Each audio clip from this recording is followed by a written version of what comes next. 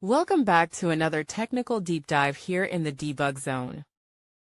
Today we're tackling a big question and breaking it down with insights from other users. Hopefully this clears up some misconceptions and helps you get the answer you need. So buckle up, stay a little curious, and let's jump right in.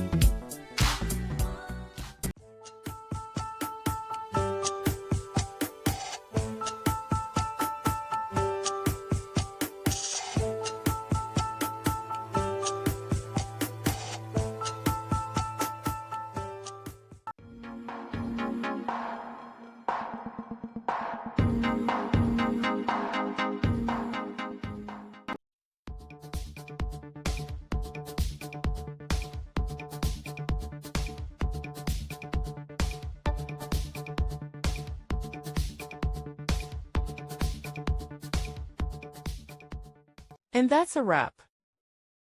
I hope you found the answer you were looking for. If you did, take a second to hit that subscribe button. It really helps out. And let me know in the comments which solution worked best for you. See you next time in the debug zone.